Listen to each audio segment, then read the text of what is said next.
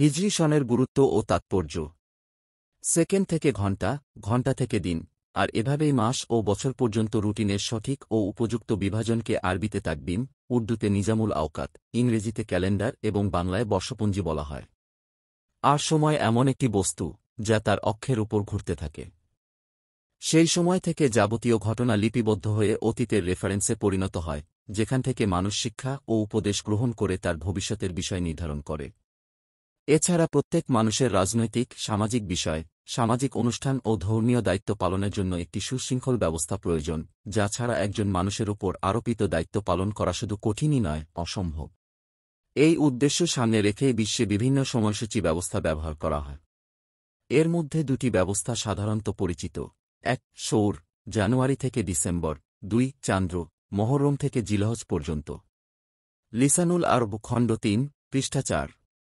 সৌর তারিখ খ্রিস্টাব্দের সঙ্গে সম্পর্কিত, ঈসা আলাইহি ওয়াসাল্লামের জন্ম থেকে, আর চান্দ্রের তারিখ রাসূলুল্লাহ সাল্লাল্লাহু আলাইহি ওয়াসাল্লামের হিজরতের সঙ্গে সম্পর্কিত। আততাওকিত ওয়া আততাকবিম, পৃষ্ঠা ১09। বর্তমান যুগে সাধারণত সব সরকারি, বেসরকারি, সামরিক, বেসামরিক অফিস, আদালত ইত্যাদি বিষয় সৌর তারিখের পরিপ্রেক্ষিতে করা হয়। তবে ইসলামী বিধিবিধান ও ফরজ ইবাদতগুলো চান্দ্র ব্যবস্থার সঙ্গে সম্পর্কিত, যেমন রোজা, জাকাত, হজ, ঈদ ইত্যাদি। চান্দ্রবর্ষের তাৎপর্য। আরবিতে চাঁদকে কামার বলা হয়, আর সেজন্যই এটিকে কামারি বা চান্দ্র বলা হয়। কারণ এই পুরো ব্যবস্থাটি চাঁদের উত্থান ও পতনের উপর নির্ভর করে। উল্লেখ্য, এই ঐতিহাসিক চান্দ্র ক্যালেন্ডার শেষ নবী সাল্লাল্লাহু আলাইহি ওয়াসাল্লামের পবিত্র আমল হিজরতের সঙ্গে জড়িত। আততারিখুল হিজরি, পৃষ্ঠা ২৯। আল্লামা মুফতি শফি উসমানী রহমাতুল্লাহ আলাইহি বলেন, ইসলামে চান্দ্র মাসের যে বিন্যাস পদ্ধতি প্রচলিত আছে, তা আল্লাহ তাআলা কর্তৃক সুবিন্যস্ত। কেননা তিনি নির্দিষ্ট মাসগুলোর নির্দিষ্ট নির্দেশাবলী এই চান্দ্র হিসেবেই নাজিল করেছেন। এ থেকে বোঝা যায় আল্লাহ তাআলার কাছে ইসলামের বিধিবিধান পালনের ক্ষেত্রে চান্দ্র বছরই গ্রহণীয়, পছন্দনীয়। অতএব চান্দ্র হিসাব তথা আরবি বর্ষপঞ্জি স্মরণ রাখা ও হেফাজত করা ফরজে কিফায়া। তাই সমগ্র মুসলিম উম্মাহ যদি চান্দ্র হিসাব স্মরণ না রাখে বা পরিহার করে চলে, তাহলে তারা গুনাহগার হবে। সুতরাং চান্দ্র গণনা সংরক্ষিত থাকলে তবেই সৌর তারিখ ব্যবহার করা জায়েজ। মারিফুল কোরআন খণ্ড ৪, পৃষ্ঠা ৩৭৩। হিজরতের মাধ্যমে ইসলামী সন নির্ধারণ করার কারণ। আল্লামা ইবনে হাজার আসকালানী রহমাতুল্লাহ আলাইহি লিখেছেন, উমর ফারুক রাদিয়াল্লাহু আনহু এর খিলাফতের চতুর্থ বা পঞ্চম বছরে যখন তারিখ নির্ধারণের বিষয়টি আলোচনা করা হয়, তখন সাহাবায়ে কিরামের সামনে এমন ৪ ধরনের ঘটনা ঘটেছিল, যা থেকে ইসলামী সন গণনা শুরু হয়। ১. রাসূল সাল্লাল্লাহু আলাইহি ওয়াসাল্লামের জন্ম। ২. রাসূল সাল্লাল্লাহু আলাইহি ওয়াসাল্লাম এর নবুয়ত। ৩. রাসূল সাল্লাল্লাহু আলাইহি ওয়াসাল্লামের হিজরত। ৪. রাসূল সাল্লাল্লাহু আলাইহি ওয়াসাল্লাম এর মৃত্যু। তবে মহান সাহাবীরা বিশেষভাবে উমর, উসমান ও আলী রাদিয়াল্লাহু আনহু হিজরতকে বেশি অগ্রাধিকার দিয়েছেন। কারণ জন্ম ও নবুয়তের সময় নির্ধারণের ব্যাপারে বেশ মতভেদ ছিল, আর মৃত্যুর বছরকে ইচ্ছাকৃতভাবেই এড়িয়ে যাওয়া হয়েছে। কেননা তা সর্বদা আফসোস ও শোক প্রকাশেরই কারণ। তাই রাসূলুল্লাহ সাল্লাল্লাহু আলাইহি ওয়াসাল্লামের হিজরতের বছর থেকেই তারিখ গণনা নির্ধারিত হয়। ফাতহুল বারী খণ্ড ৭, পৃষ্ঠা ২৬৮। চান্দ্র বছরের প্রথম মাস মহররম। মহররমের অর্থ সর্বোত্তম, সম্মানিত ও মর্যাদাবান। এই মাসটি আশহুরে হুরুম তথা হারাম মাসের অন্যতম, যার মহিমা ও শ্রেষ্ঠত্ব কোরআন ও হাদিসে বর্ণিত হয়েছে। এই মাসে নেক আমলের প্রতিদান ও সওয়াব দ্বিগুণ করা হয়। লাতাইফুল মাআরিফ, পৃষ্ঠা ৭৯। মহররম নামকরণের কারণ। প্রথম কারণ, আরবরা এই মাসে যুদ্ধবিগ্রহকে হারাম মনে করত, তাই এ মাসের নামকরণ হয়েছে মহররম।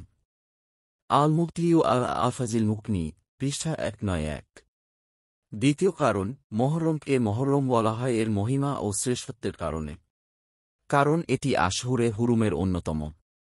তবে আল্লামা শাকাবী রহমাতুল্লাহ আলাইহি বলেন, জাহিলি যুগে আরবরা এই মাস নিয়ে খেলতামাশা করত। কখনো তারা এ মাসে যুদ্ধ করাকে হারাম মনে করত, আবার কখনো হালাল মনে করত।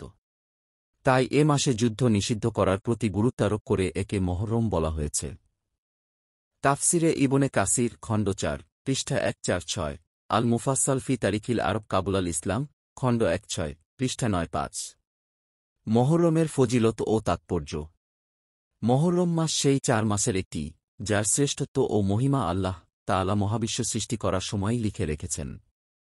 আল্লাহ তাআলা ইরশাদ করেছেন, প্রকৃতপক্ষে আল্লাহর কাছে আল্লাহর কিতাবে, অর্থাৎ লাওহে মাহফুজে, মাসের সংখ্যা 1-2টি। সেই দিন থেকে, যেদিন আল্লাহ আকাশমণ্ডলী ও পৃথিবী সৃষ্টি করেছিলেন। এর মধ্যে 4টি মাস মর্যাদাপূর্ণ। সূরা আত-তাওবা, আয়াত 3-6। এই 1-2 মাসের মধ্যে 4টি মাস সম্মানিত। 3টি ধারাবাহিক, জিলহজ, মহরম আর চতুর্থটি হল রজব, যা জুমাদাল উখরা ও শাবান মাসের মধ্যবর্তী মাস। সহিহ বুখারী হাদিস 4662, সহিহ মুসলিম হাদিস 1679। কাতাদা রাদিয়াল্লাহু আনহু বলেন, সম্মানিত মাসগুলোতে নেক আমল করার সওয়াব অনেক বড়। তাই এই সব মাসে গুনাহর শাস্তিও অনেক বড়, যদিও গুনাহ প্রতিটি যুগে মন্দের দিক থেকে বেশি হয়। তাফসিরে ইবনে কাসির খণ্ড 2, পৃষ্ঠা 141। আল্লামা ইবনে রজব হাম্বলী বলেন, পূর্বসূরীরা 3 দশকের প্রতি খুব গুরুত্ব ও মনোযোগ দিতেন। 1. রমজানের শেষ দশক, 2.